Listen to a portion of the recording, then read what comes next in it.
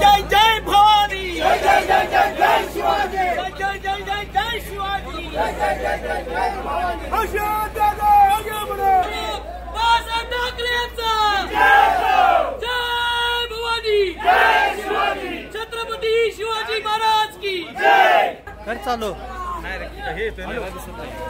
नाच गोके एकदम ओके।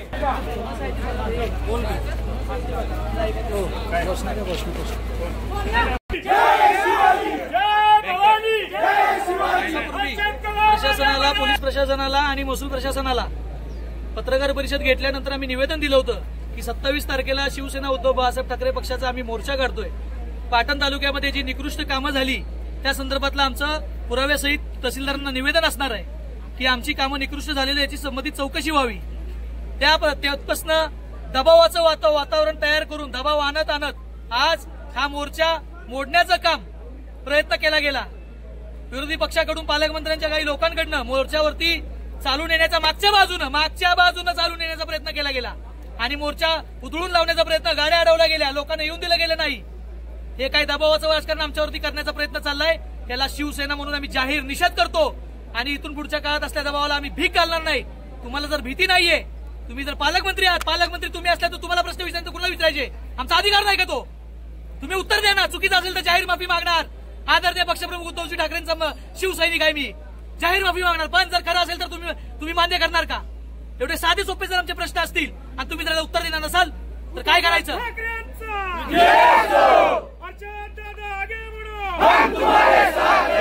हा मोर्चा एक सरळ साध्या पद्धतीने पोलीस प्रशासनाच्या सहकार्याने आम्ही सरळ पद्धतीने निघालो होतो।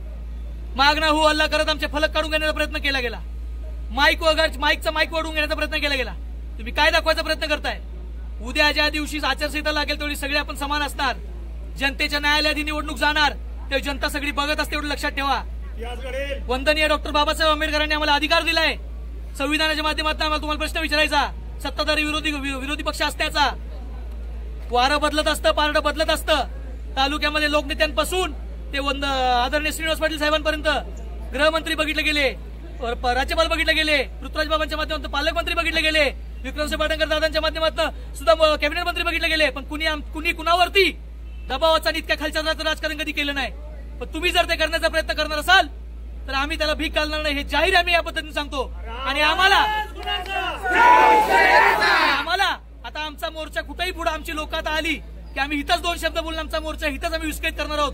आम्हाला कुठेही आमचा पुढे मोर्चा न्यायचा नाही। आमची जर माणसं थांबून आम्हाला जर कमीपणा आणण्याचा प्रयत्न प्रशासनाच्या माध्यमातून झाला असेल तर आम्ही त्याचा सुद्धा निषेध करतो आणि पालकमंत्र्यांचा आम्ही जाहीर निषेध करतो या माध्यमातून।